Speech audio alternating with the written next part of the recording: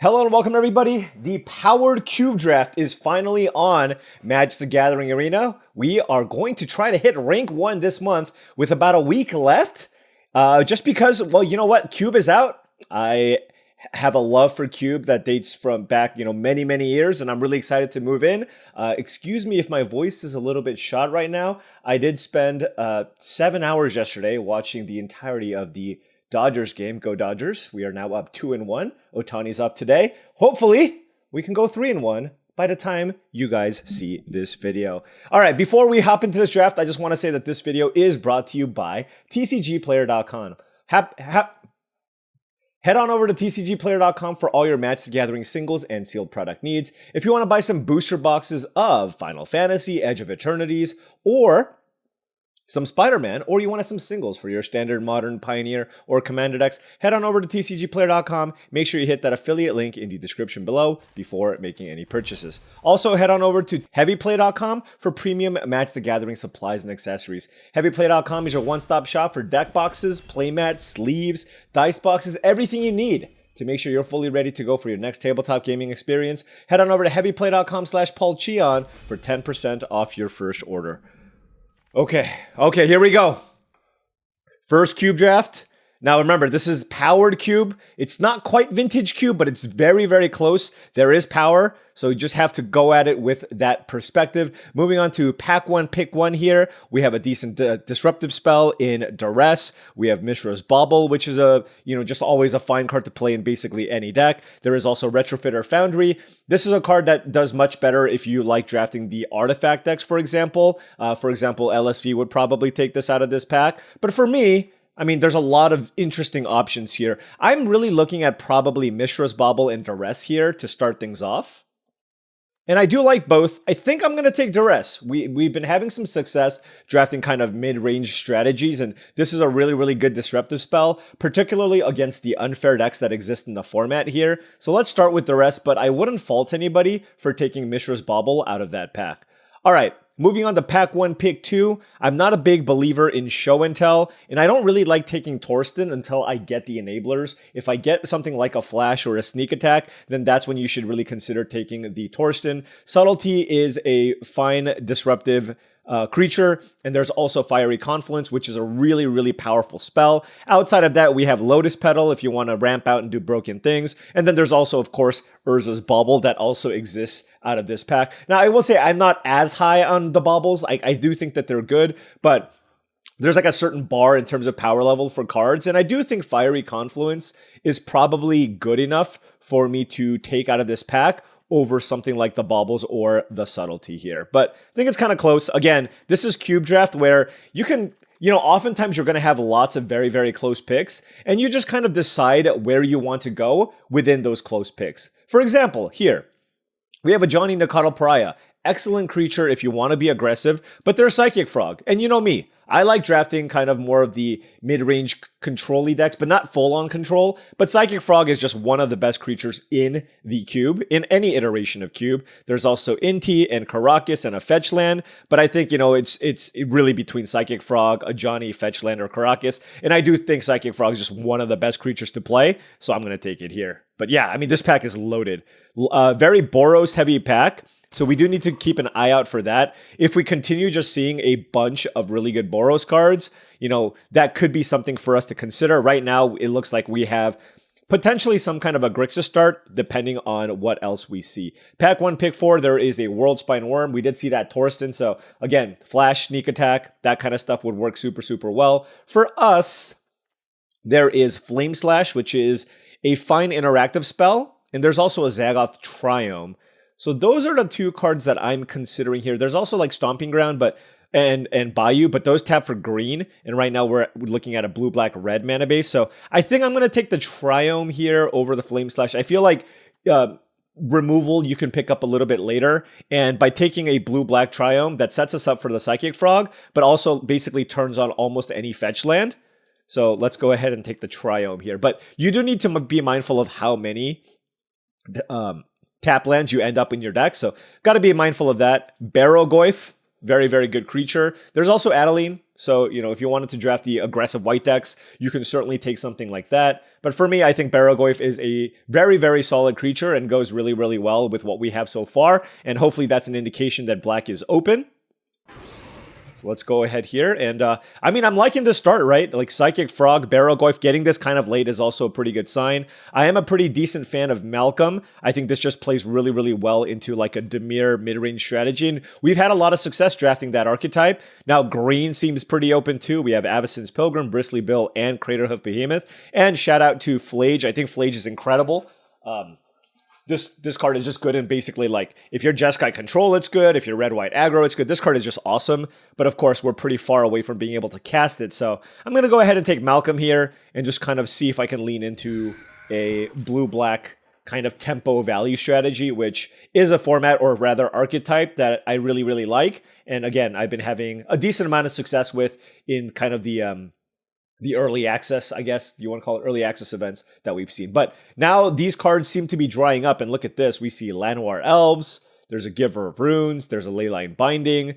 So unsure what to do here. Goblin Bombardment is a nice combo with that Ajani that we passed. There is a Mokdi and Itla. I mean, if I want to be a little more aggressive, this could be something to consider here.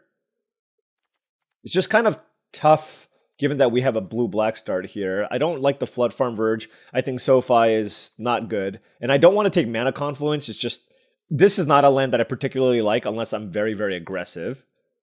I'm just, you know what, I'm just going to take a Leyline Binding. If my mana is really good, and I do have a Triumph, this ends up being a very solid playable card. But it's like, it's not a pick that I love, and certainly something that I could have possibly passed up on, because we are certainly not seeing a whole lot of blue and black now, but there is a Duelist of the Mind, but man, I really do not like this creature. I've tried playing with it before, and I have been very, very underwhelmed. Kari Zeb is fine if you want to be like a red aggressive deck. Souls of the Lost, I just can't imagine this is actually a playable card. So I think I'm just going to take Bleachbone Verge. The nice thing about this card is that it's a base black. We're going to be black, right? So it taps for black and then gives us the upside for potentially tapping for a white if that's a direction that we want to end up. Because I could see us going down like some kind of like Esper deck, given what we've seen here so far. Pack 1, pick 9 gives us Blade Splicer, Winds of Abandon, Dress Down. Yeah, I mean, pretty weak pack here overall. There's also Kolaghan's Command, which I can consider, but my mana fixing is not great. But this card is the best card, and Fiery Confluence is a strong card. So I think it's between this and Blade Splicer. I'll take the K command, but I'm not 100% in love with taking that pick. All right, the Torsten did table. Not a Lightning Greaves fan unless I'm trying to do some Nadu shenanigans. Also not a big fan of Dark Depths. This is a fairly weak pack here overall. I'm going to take the Torsten. I think it has the most upside. If I do somehow end up opening a Flash and end up drafting some kind of reanimation strategy, then perhaps, you know, when Torsten wheels, that's when you can perhaps speculate on it and take it. But right now, this is kind of a tough start because we only kind of have 4 playables I really like with this shell, and everything else kind of dried up. Perhaps everybody is kind of leaning into some kind of like aggressive, or perhaps everybody's taking all the black cards, and we might need to pivot here. And this is a decent pivot point. NT tabled, it does feel like red is very, very open, and maybe we need to move into like, I mean, we could go Grixis, but we'll see. But I think NT is the best card here. Loot is just too hard to cast based off of what we have, and let's try to figure out where we need to be here. So yeah, maybe we're going to be a little bit more on the aggressive side here. I could take a bio, but I think Screaming Nemesis is a fine card. And also, I'm kind of looking for playables right now. So let's take the NT and Screaming Nemesis and see where this goes. Definitely don't want to be a base green deck, so I'm just going to take Commercial District here in case green is something that I might want to splash. Although there is a late Avacyn's Pilgrim, and then there is a Goblin Bombardment. So kind of a tough start here, mostly because the blue cards are completely drying up here. So hopefully we can get some good mana fixing and just find a way to make this work. Pack 2, pick 1. What do we have? Swords to Plowshares. The best removal spell in the cube. Very, very good. But our mana fixing isn't great, and we're not super committed to necessarily being white. Emperor of Bones is a solid creature for sure. And I do think black is something that I'm probably looking to be. So this is a solid creature to play. So I think I'm looking at the Emperor of Bones. I actually do think Emperor of Bones is pretty strong. There's a Blood Crypt and a Wasteland as well. and an Undercity Sewers, hopefully one of those tables. But I think I just want to take just a solid creature to go into my deck. I do think Swords to Plowshares is a good card, but let's take the Emperor of Bones here and just make sure that, you know, we can just curve out nicely and try to defeat our opponents that way. Because, I mean, look, we're still trying to figure out our colors. I really want to find a way to play the Psychic Frog, so I just want to try to make sure I have good mana. This is an interesting pack where you have both Fatal Push and Mana Leak, and I really, really like Mana Leak, but blue seems to have been really cut off. And Fatal Push is a really good, cheap, interactive spell, so this is kind of tricky. Yeah, I mean, you know what? I love Mana Leak, but I actually think I'm going to take Fatal Push here, just because it's not 100% clear. I mean, we could use cheap interaction, of course. You can use that argument. But I think for the most part, it's more the fact that I'm not sure if I'm going to be a blue base. Now here, you know, given the fact that this is probably a deck that's going to look to cast a lot of cheap spells, I actually do not hate Abhorrent Oculus as a way to try to close out games. But I do have Psychic Frog and Barrowgoyf, so it doesn't work super well with that. So what else can I consider here? There's Restless Vents, which is a decent mana fixer, and Umizawa's Jite. And here, shout out to a new channel that I discovered recently, Ganon, I believe. Really good content for Vintage. Before, it was just LSV that I watched. He's super high on the Jite. He thinks it's really important to play to the board, and this is a lesser powered version. It's not as powerful as the cubes that you see from LSV, so I'm going to try this. Now, this is a pick I normally wouldn't make, but he loves Jite. So I'm going to try Jite and see what we can make happen here. All right, pack 2, pick 4. Now we're seeing some of the blue cards here, right? There's a Spell Pierce and a Memory Lapse. Both very, very good interactive spells. But again, I don't know. Like, do I just want to keep taking the black cards here? Like, with Jite, I want to keep my creature count very high, and I really like Caustic Bronco. I do like these interactive spells, but I'm trying something a little bit different. Before, I would just always jam all the counter spells, but I'm going to take the Bronco here. I'm going to take the Bronco here, try to have a higher creature count, and be a little bit more proactive, and make this Jite a little bit better. And again, we could very easily be a black-red deck here. All right, pack 2, pick 5. There's some decent white cards. Dragon's Rage Channeler is pretty good, and, you know, I don't know. It does feel like maybe blue is not necessarily where we want to be. There is a Fiery Islet as well, but again, like I said, I'm a little bit concerned about my playables count. So I think I might just take Dragon's Rage Channeler here, because if I do end up being a base red deck and red fell to open, this will be a pretty solid card in this deck. So let's try this. Let's try this and see where this goes. This is a really good pack. Pack 2, pick 6. Wow. Okay, so there's Sorin of House Markov, which is just fine. There's Fallen Shinobi on the splash, Galvanic Discharge, and a Marsh Flats. And a Marsh Flats looks really, really enticing here, given that that could potentially let us splash blue for the Psychic Frog because we have the Zagoth Triome. So as much as I like Fallen Shinobi and the Galvanic Discharge, Black-Red's going to usually have enough removal. I think I need to respect my mana base here, and I'm going to take Marsh Flats out of that pack. Pack 2, pick 7, there's a Chandra, which is fine, but I think, again, I'm going to look to really just try to make sure that my mana is rock solid. Blazemire Verge seems like a really good pickup here. It's a land that taps for black mana, but also gives me red mana, and I do think that's what I'm going to be looking to take here. It's really just important to just have good mana.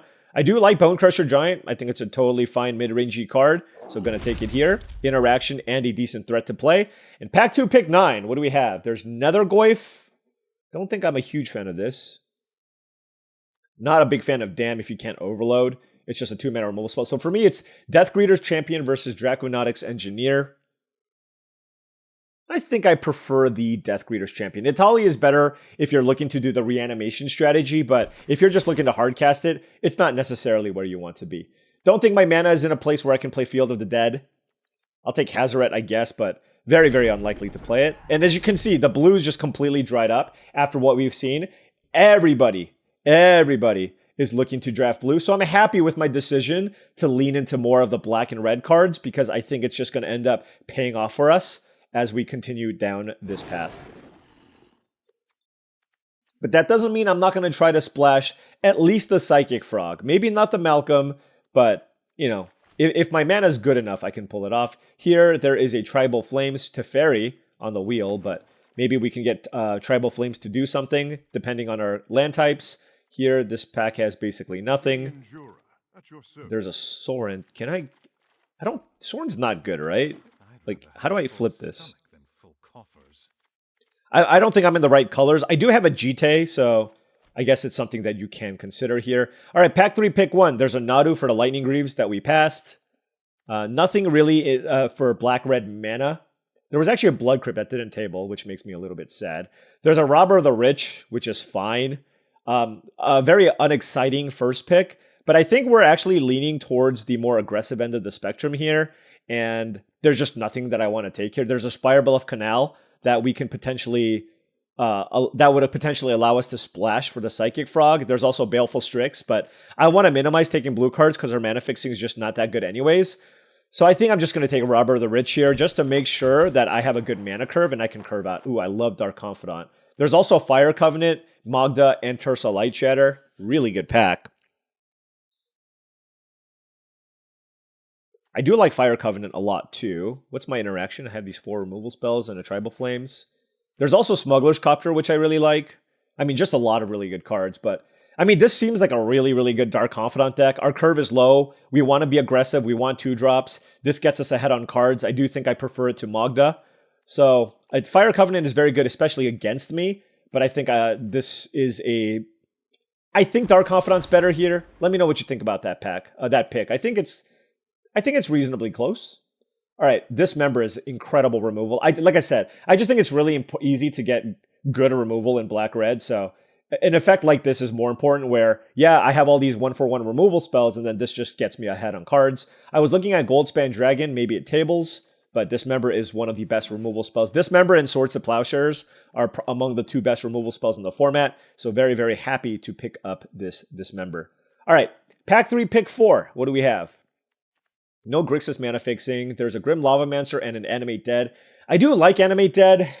It's not that good in this deck in particular, but you know, with all the removal, I think it's just like always a fine card to play because you can target your opponent's cards. So I think for that reason, I'll take it, but I'm not sure because obviously this is not like the best Animate Dead deck, but I'm just going to take it here for upside. Pack 3, pick 5. What do we have? There's an Ugin, which we certainly can't ramp into. Go for the Throat as a solid removal spell, but I mean, Scalding Tarn seems awesome here, right? Because it gets us the Zagoth Triome, but we can also get a basic mountain. So this increases the chances that we can play the Psychic Frog as it gives us 3 blue sources. And there's nothing else I really want. There's Go for the Throat, but I think that's certainly replaceable. Ooh, Brain Freeze.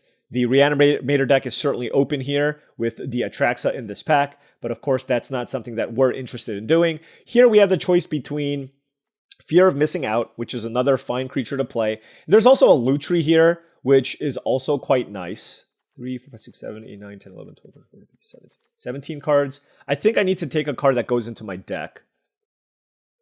I'll just take the FOMO. Carnage Interpreter can also be okay, but I'm just, like, FOMO is, again, just another solid 2-drop that I'm just going to play in my deck. Here, there's Generous Plunderer and Blood Tithe Harvester.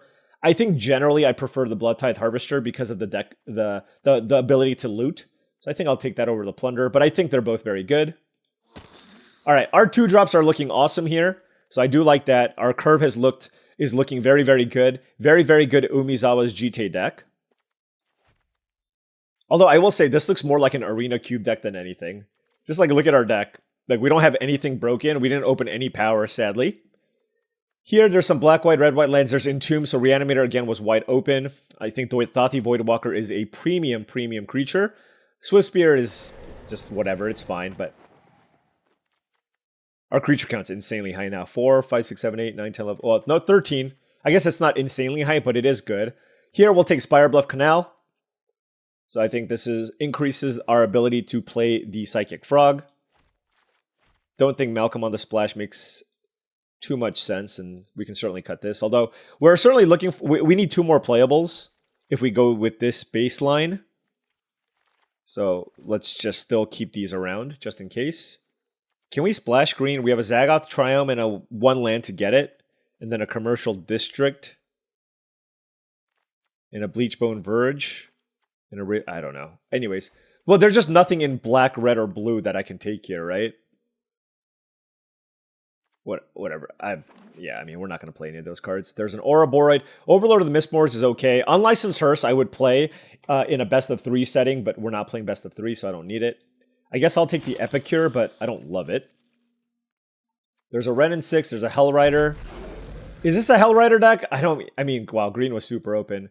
I mean, I'm not a big fan of Hellrider in general, but we don't have any 4s, and maybe it's a fine card to play at the top end of the curve, given how this looks to be on the aggressive side of the spectrum. So, all right, we ended up with just kind of like a Rakdos beatdown deck, somehow, some way.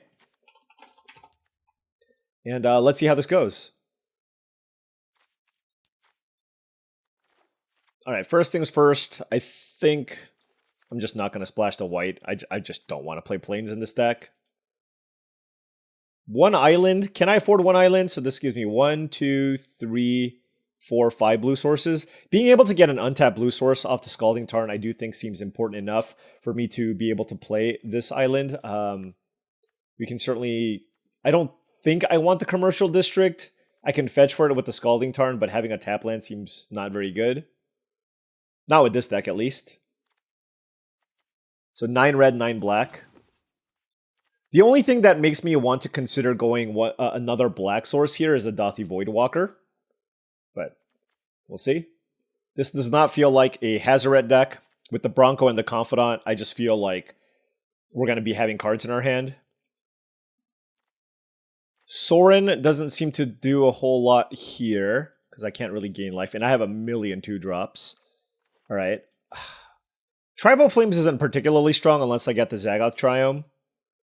Like, it's a 2 damage burn spell, which is quite weak, but sadly, like, we just didn't quite get enough playables here. Like, I'd like to cut both of these cards, but then I don't know what my last card in my deck should be. Our creature count's also very, very high, so I kind of just want a spell in this slot. There's Grist, and I can play Commercial District, and that would put me up to 1, 2... No, that's just not enough green sources. I think it's between, like, Bombardment and Tribal Flames, and I'll just take the Tribal Flames. I guess... I just need to be mindful, try to get the Triome. If I get the Triome, most of the time I'll be able to Tribal Flames for 4, and hopefully we can pull that off. And I have to play the Hellrider here, but we're pretty creature heavy. Let's give this a whirl. Pretty fair deck.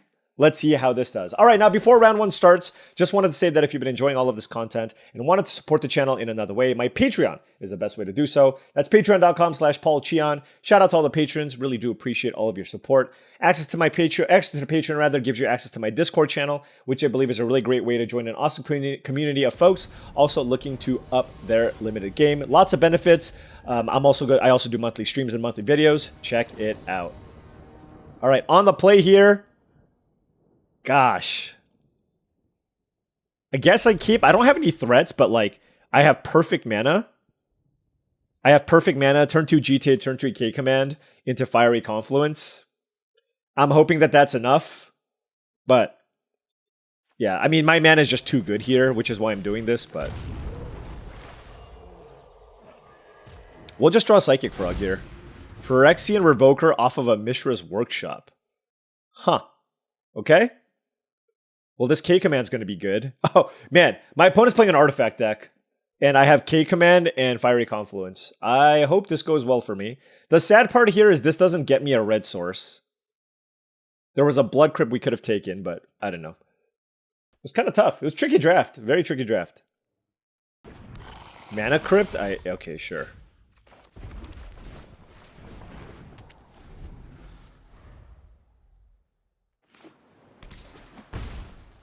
So nothing there from the opponent.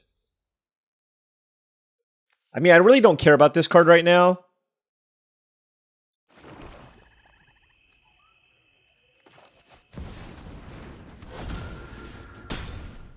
So let's just get Screaming Nemesis going. Mox Opal. Okay. So this is really interesting because now, like, I can equip the Jite. I mean, there's just so much I can do here. It's just insane. I think I'm still just I'm gonna play the Voidwalker here. Let's go get a mountain.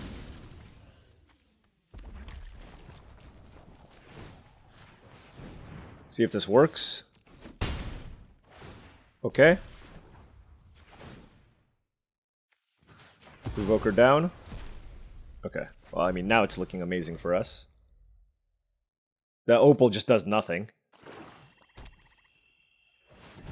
This is what I hope, by the way. I'm hoping that, like, there's just, like, a million LSV, like, people who will watch a bunch of LSV's videos, and they all just want to force artifacts. And then, like, I just want to crush all of them. All of them.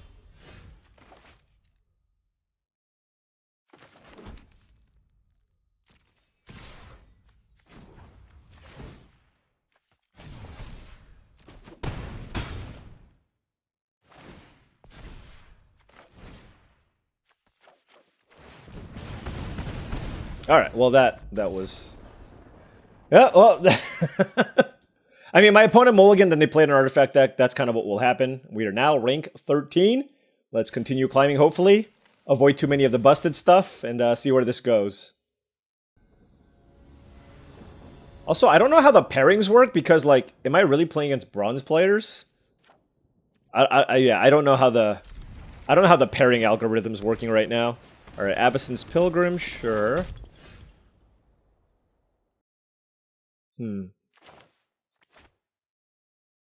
I'm gonna lead with Swamp. I know I need to play this early, but if I draw Psychic Frog, I can play it. And if I need to deal 2 damage to something, I have the Tribal Flames, right? Although I guess I had the Bone Crusher Giant, so yeah, I guess I could have just led with Spire Bluff Canal.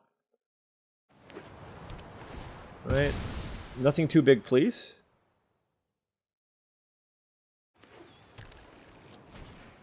That's pretty big. Damn. Oh, wow. We drew Dismember. That's incredible.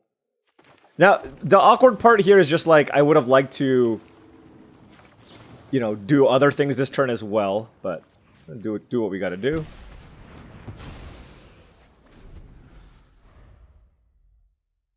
Don't want them to get value off of the 6, and I don't have a second play here. Yeah, but, like, this is one of those games where we're just, like, constantly on the back foot here, and depending on the threat that they play, we can certainly be in a lot of trouble. I do feel better that they got Commercial District. That definitely makes me feel better. Kolaghan's Command.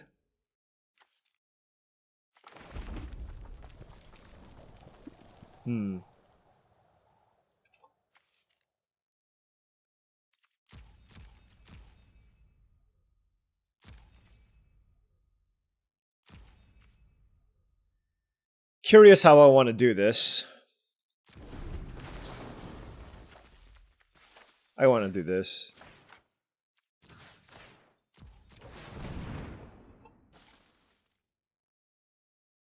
It's just like a much better use of my mana. I have so many 2-mana plays here. And, I mean, this deals 2 damage, this deals 2 damage, so it's all fine anyways. 3 cards in hand for the opponent. Let's go Robber of the Rich.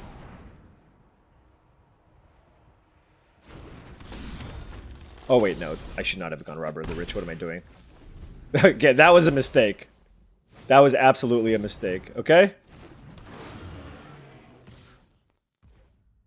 Alright, a fetch land here would be really good.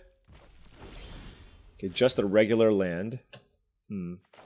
I don't know what I was thinking there, to be honest. I'm at 13, they're at 16. This deals 6 damage to them. Yeah, that was actually quite bad.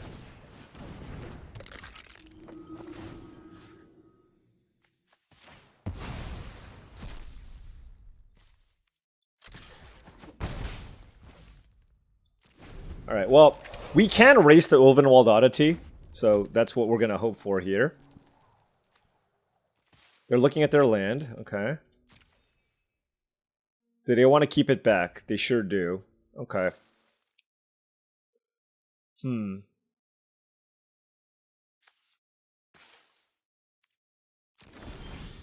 Barrowgoyf, okay.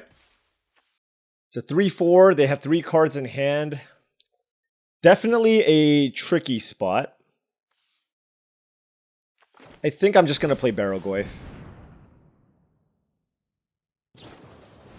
Sure.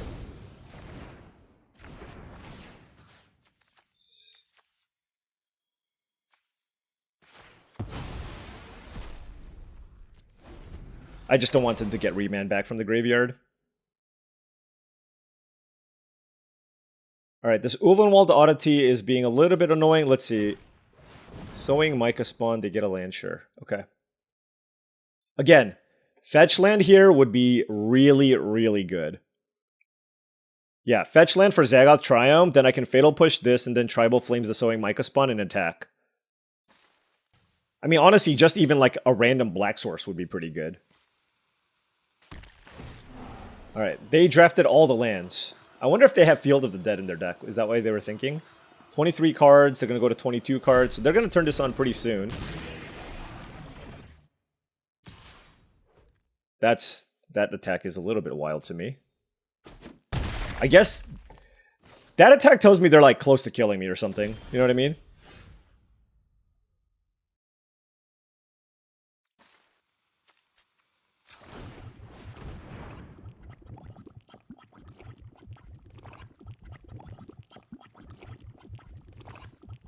What do you have for 1 mana? Oh, please don't be a Dismember. That would be gross. Oh, it seems like they have something. Yeah, they do have Dismember.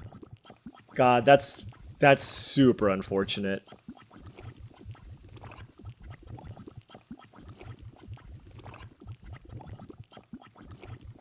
Yeah, that's really rough. 8/8. This becomes an 8/8. Other creatures you control have +1/+1, trample, and haste. Okay. Alright, well.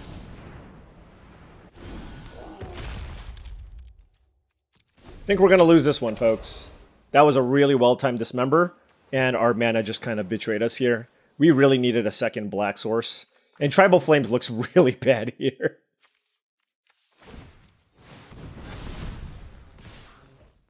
So this isn't lethal. But it is pretty bad. So I block here. And I have to block here.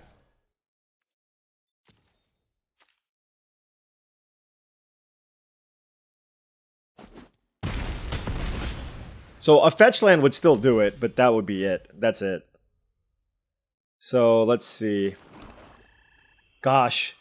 You know what actually ended up hurting me here? I could have won the game if I just shocked my opponent at one point. Like, that would have... I wanted to save it. That would have put my opponent to 8, and then this would have put them down to 2, and then this would have killed them. Damn. That is brutal. 3/4 lifelinker. So I take 4 trample. I guess I still technically live. Is there a sorcery in the graveyard?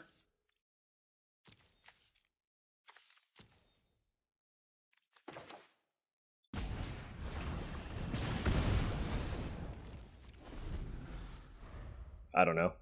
This is obviously not good for us.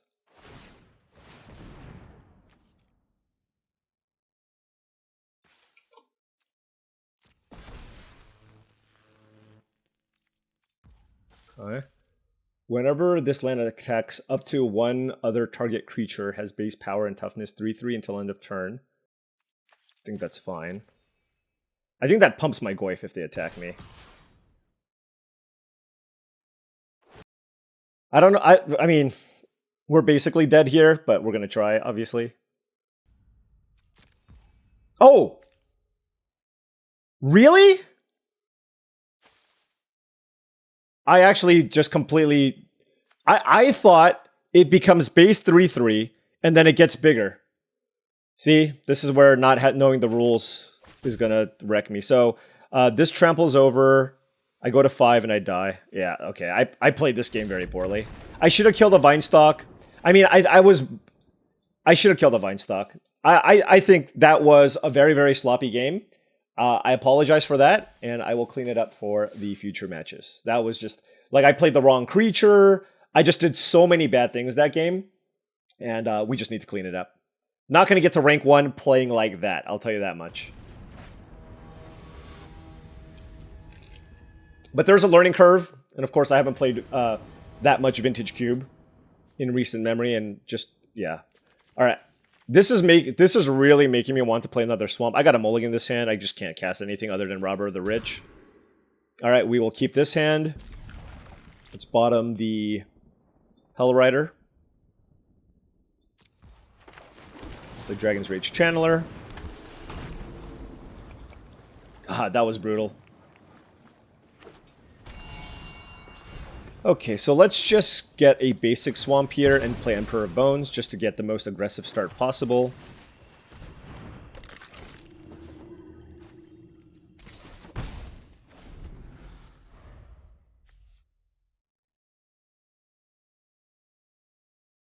Wow, Death Greeter's Champion is pretty cool with Emperor of Bones.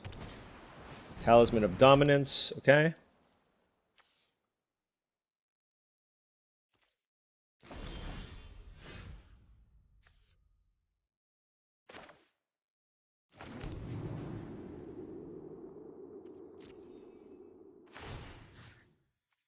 I feel like they have a Fatal Push or something.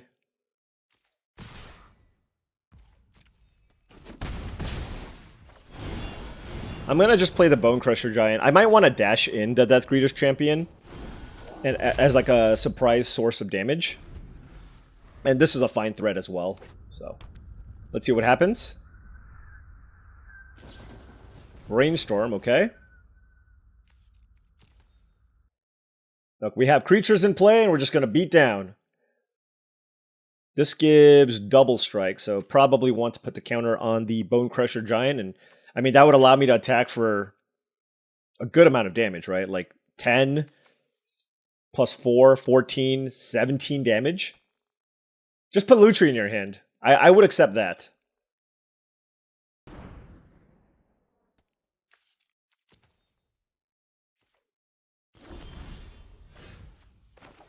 Well, I don't love this, but I'm just going to do it anyways. Remand, okay. Fair enough.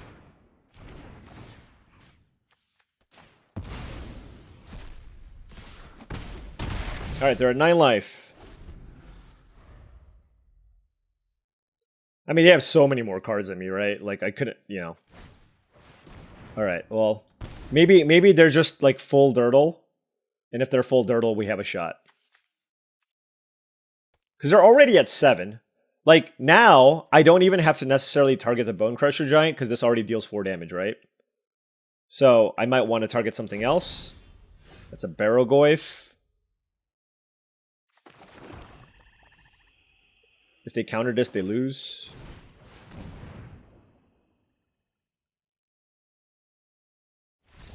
They lose. Alright, well, again, day 1 of Cube. There's going to be, like, some people that understand to make like good streamlined decks and other people that try to put together too many like combo pieces and they forget to draft interaction. That happens a lot, especially early on. All right, opponent on the play here. No, okay. I mean, I guess I have to keep this one because I have multiple plays here, but obviously I don't necessarily love this hand because I don't have any black sources, but I mean, it's a fine hand. The question is, do I, like, upkeep this member? I don't know. Batterskull, alright.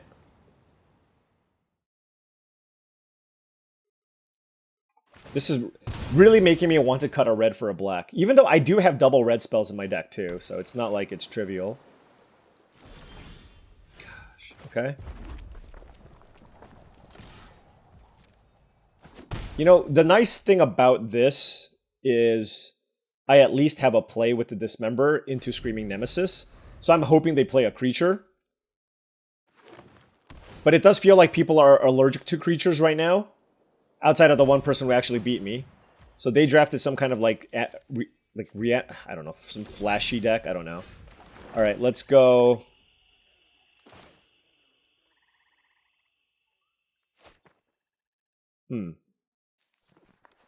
They are keeping up counter magic. So I'm trying to think what the best thing to do here is.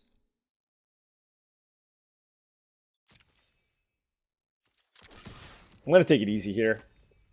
I'm going to play the Bloodtithe Harvester. It's still a decent threat that might get countered. And I just like this being like a hasty threat that gets them out of nowhere. This also lets me like loot away this mountain, which is fine. And then I still get to keep up this member. So if they have a removal spell for the Blood Tide Harvester, that's fine. This also gets me... Oh, Dismember? Okay. This also gets me closer to Delirium. Because now I have a creature, and then I'll put a land in my yard, and then I have an instant. I'm glad I didn't play the Screaming Nemesis there, though. Alright, so some kind of... I mean, they cooked with their mana base, I'll tell you that. Look at this. Look at these lands. Just took every land. It's like a stipulation draft. And these are the matchups where you want these like more aggressive decks, right? You just try your best to punish them.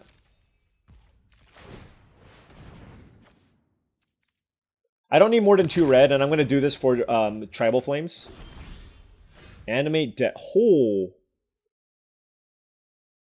That is interesting. They still have counter magic mana up, though. So I'm not sure I want to do that. Although, man, it is extremely tempting.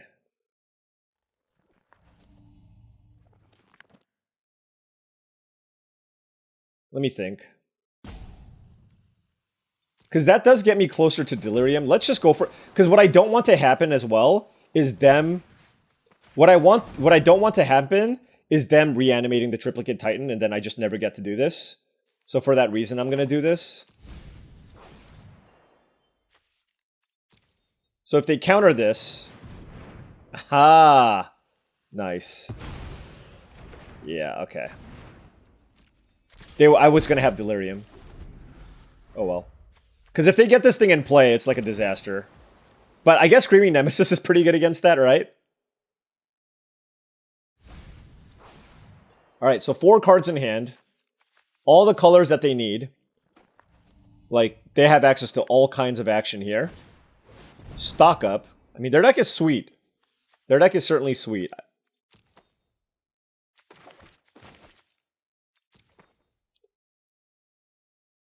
I definitely do not feel ahead based off of this. They tapped all their black mana, though. You'd think they'd have some kind of reanimation strategy here. Ren and 6? Yikes. Okay. So that's a dead Dragon's Rage Channeler.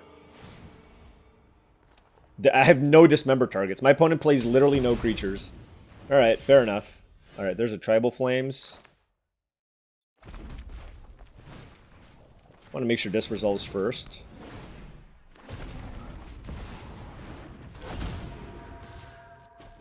Alright, let's go Ren and 6, and we have a pretty good board. Right, we got a Triplicate Titan and a Screaming Nemesis. Dismember for a creature, although I imagine this is just not going to have any targets based on what we've seen. And then we have... Maybe they're like an Oath of Druids deck or something. Alright, 4 cards in hand. There's a Torsten, okay? Sure. This is a flyer, right? Okay. So if they block this, they just die, right? Let me think here.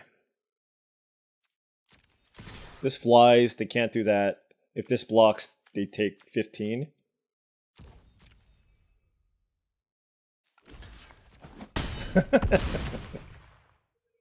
Alright. You die. Alright, so they had some kind of like Through the Breach style deck with some card draw and really good mana fixing. But we were able to just put enough pressure. The thing is, you know, the power level of everything is just so high.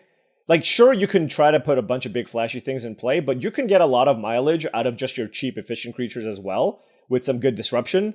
And that's kind of the theory behind what we chose to do here. Oh, I'm going to add a Black Source. All right, our first Mythic ranked opponent here. We are on the play here, and Scalding Tarn gets us a Black Source, so happy about that.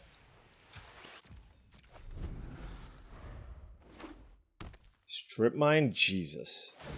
Wait, why would they do that?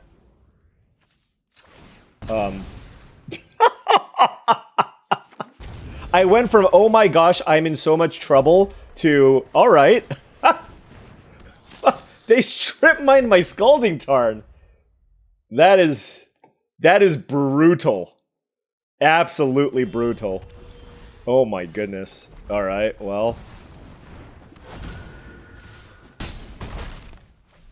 Maybe they have a way to recur the strip mine, but obviously that's just not something you're interested in doing. Like, literally, I would have almost lost the game. Because I couldn't get the Triome, and then I wouldn't be able to play this. I mean, that was... massive. Absolutely massive.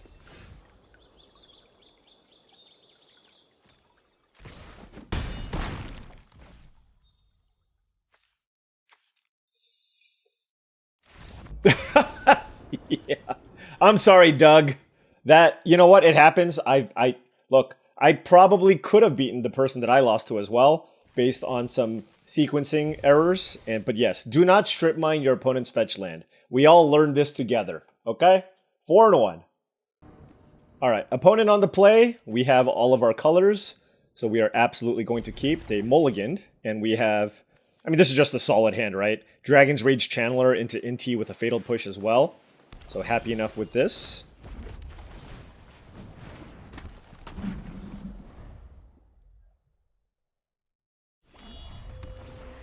Quarry Steelcutter, fair enough. The thing is, do I want to, like, just discard? I don't think so, right? I'm thinking. What's the likelihood they double spell here? Not very high, right? I'm actually just going to play Bloodtithe Harvester here and kind of hide the NT for now. This acts as a removal source if I need. Let's see what happens. Knight's Whisper, uh-oh. Okay, didn't have anything. Okay. That is fine. I kind of just want to kill this.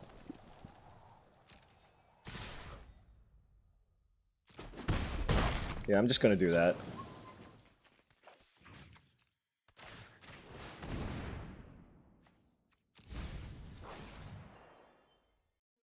And I can trigger Revolt with either the Bloodtithe Harvester or sacrificing the blood, which is really nice. The alternative was to, like, play Bone Crusher Giant. Oh my god, they pitched...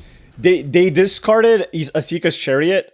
That is not a good sign. Because how good is Asika's Chariot on this board? Right?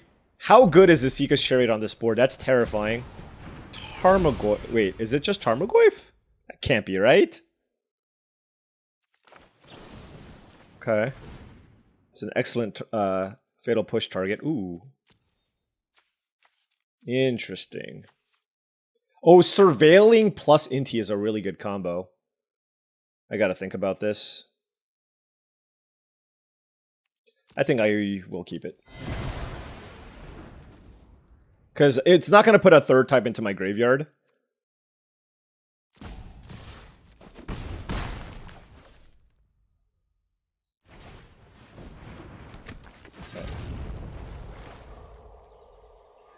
The way I look at this is if they find a way to sweep the board, we're still fine. Okay, Reclamation Siege is okay. Ignoble Hierarchy is also fine. Yeah, I mean, Hell Rider's going to be an absolute beating here, right? So we have instant land, okay.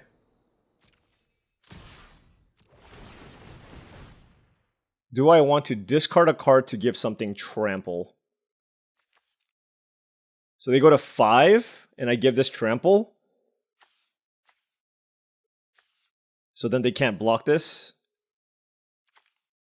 Sure.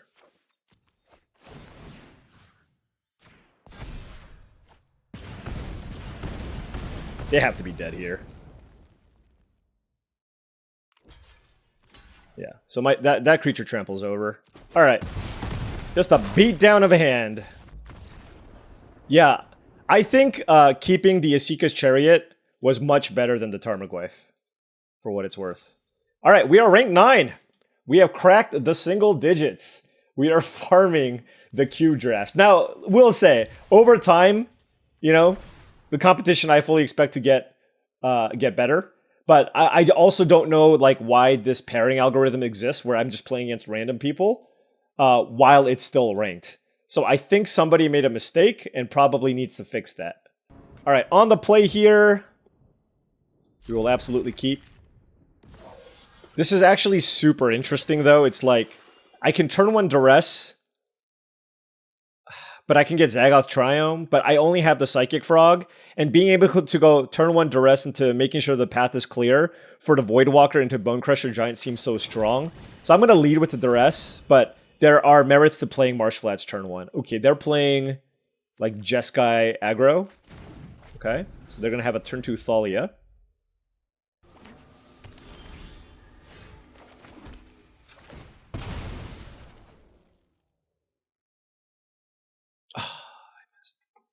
Hold on. I just realized something. Let me think. Because if they play the Thalia, then they play the Adeline. Because getting the Zagoth Triumph allows me to kill the Adeline. But running this out turn 2 also seems really strong. Yeah, it was just really... The mana was just kind of awkward here. So that gets exiled. I can even play that if I need, but I'd rather have the Voidwalker for now.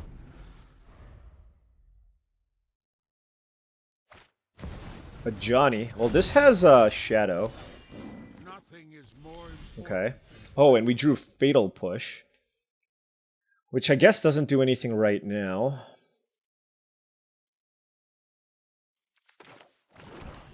I guess just playing this is pretty good. I mean, it puts them on such a ridiculous clock.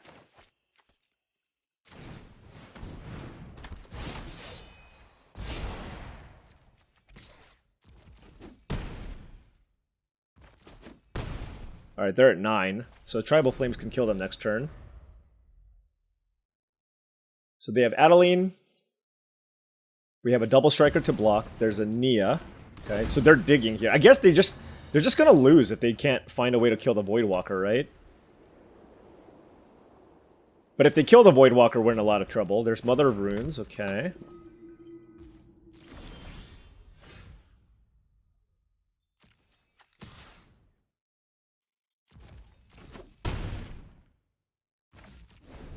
Oh!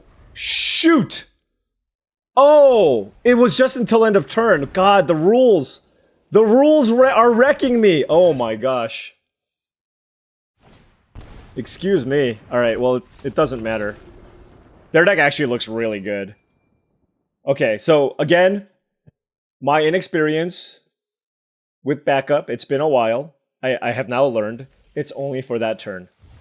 It's only for that turn. Okay. Oof. Alright, well, Dauthi Voidwalker for the win. I'm glad we went with the Duress, by the way, because that prevented my opponent from being able to Lightning Helix my Voidwalker. The slower line was like, get a land, Duress them, or Duress them, then get the land, then I'm 1 turn behind. Then I can have the Tribal Flames for the Adeline, and I'm playing more of a control deck, but this ended up paying off way, way better. I could have also dashed my Death Greeter's Champion to make sure I double strike every turn, so that could have been the other consideration, but I wanted to keep up Fatal Push. Alright, we are rank 8, and we are on the play. This hand is awesome. We have a 2-drop, lots of ways to push damage through, a way to kill something small. So happy with this. I'm going to lead with this so I don't get wastelanded.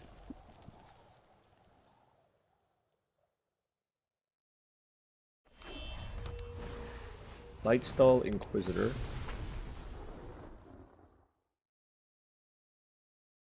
Okay. Hello?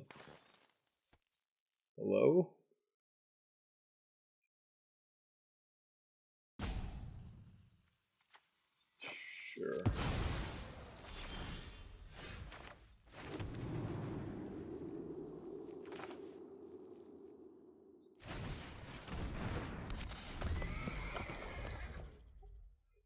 I just kind of want to put the pressure on... I guess that thing has Vigilance, right?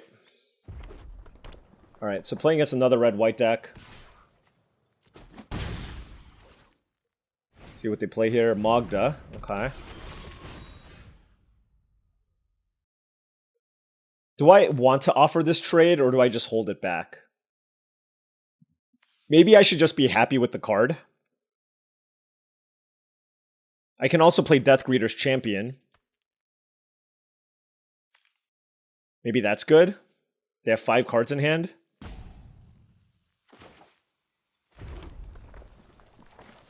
Sure.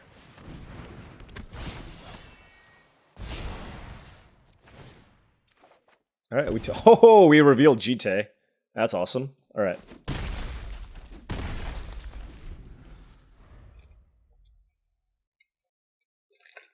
Here's the thing now, right? They need to kill my Death Greeter's champion, in which case my Caustic Bronco still lives. So that puts us in a really good spot. Like, they just can't attack us. So yeah, this is really, really good for us. Now the question is, what do I do? Right? Like, I have GT. Seems like it's something I'm interested in. Yeah.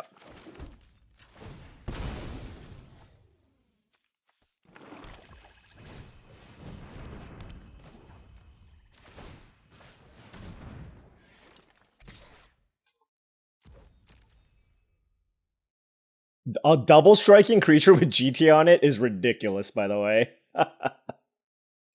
Alright? As long as they don't have Solitude. If they have Solitude, then obviously this is not good.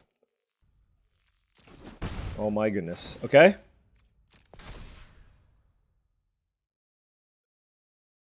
I'm gonna not pump for now.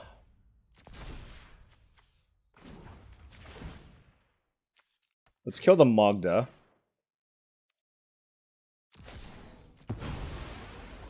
I'll let this stay in play. Let's just kill it too. Why not? Okay. Alright. So we have a GT with 2 counters. Killed 2 things. Our hand is still very solid. They do have 4 cards in hand, so it's by no means over. But I'm liking this spot. We have Inti to pump the Bronco. We have the Bone Crusher Giant. We also have a Duress. I'm not sure if I can fire that off. Ooh. Okay, Comet is really, really good. Okay. I didn't know they would have printed this one. 1. What does that do? Okay, 2 squirrels. Okay.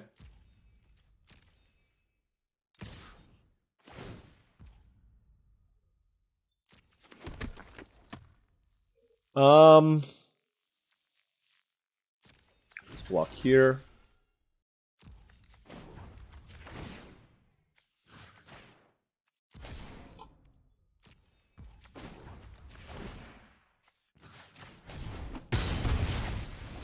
All right. So now we're playing the game of trying to kill Comet. I guess that's not going to work. Oh, I guess I can play Inti and give this +1/+1 and trample. That would certainly help. Not really sure. I'm just going to discard Duress, I think. I'm at 14.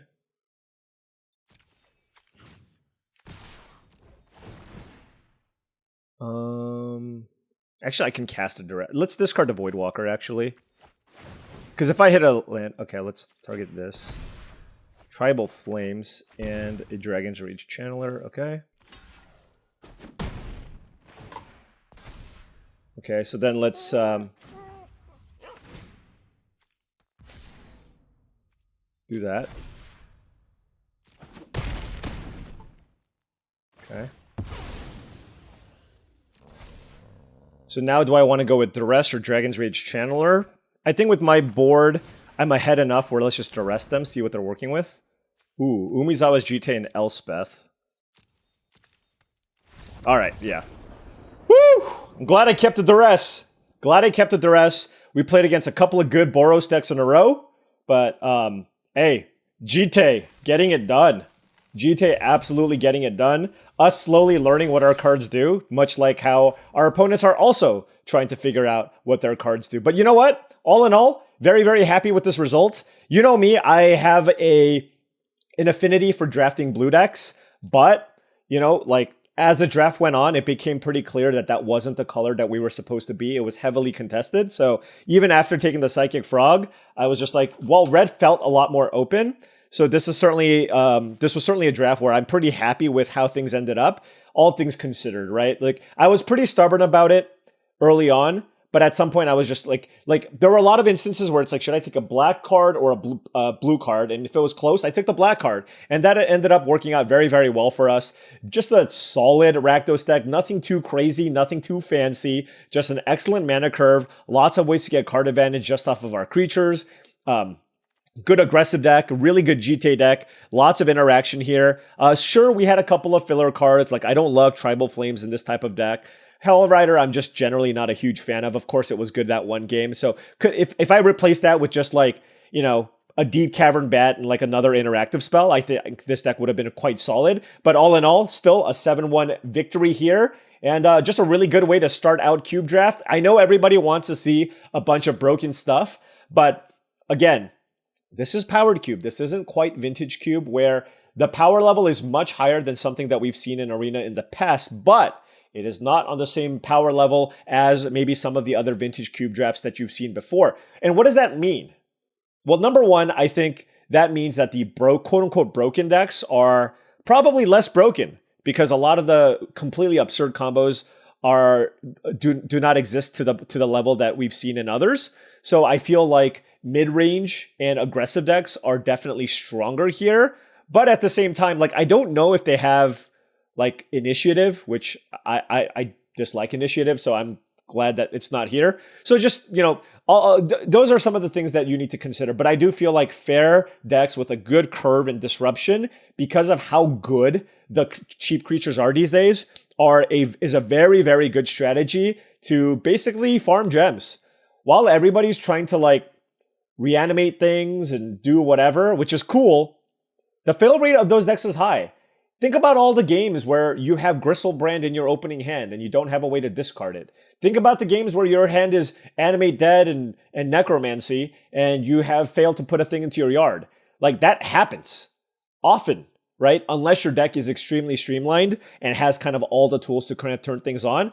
But when I have a Psychic Frog in my hand or a Blood Tithe Harvester, there is no fail case for this card. I just play it on turn 2 and I give people the beatdowns, right? So I think this is just a really, really good approach that can give you a lot of success in this format. So I know doing and trust me, I'm going to try to do the broken things as well, but this is just like a PSA to all of you folks that are interested in Vintage Cube, but also looking to, you know, it's expensive. It's 1,500 gems and you don't even get booster packs for, you know, as a reward necessarily. I don't actually know what these booster packs get you. So if you want to actually find a way to keep even on gems or be profitable, I think this is a really, really good strategy. The mid-range decks, the rampy decks, like the green decks even, those are all going to be fine.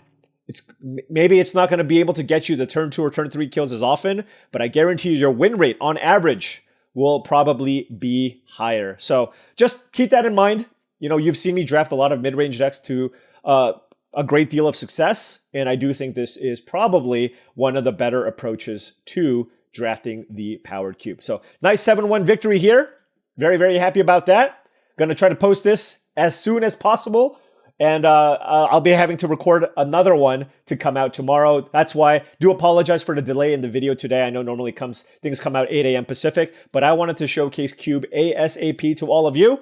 So hope you enjoyed this video and hope you enjoy many more cubes in the future. I will try my best to explain what the cards do. I know this is new to a lot of you, and also talk about the various strategies that are going to be successful, because I know a lot of people are not used to drafting the Powered Cube. But just let's take some notes, let's improve together, and join me on the journey to rank 1. Anyways, thank you so much for watching, as I really do appreciate it. Make sure you hit that like and subscribe button for more daily videos just like this. If you've enjoyed this content and wanted to support the channel in another way, my Patreon is the best way to do so. That's patreon.com/paulcheon. Also, head on over to TCGplayer.com for all your Magic the Gathering singles and sealed product needs. Whether you want to buy some booster boxes of Magic the Gathering product, or you need some singles for your collection or your standard, modern, or commander decks, head on over to TCGplayer.com. Make sure you hit that affiliate link in the description below before making any purchases. Also, go to heavyplay.com for all your Magic the Gathering supplies and accessories needs. If you need top-of-the-line deck boxes, playmats, sleeves, dice boxes, life pads, and more, go to heavyplay.com/paulcheon for 10% off your first order. Thank you so much for watching, and I'll see you tomorrow.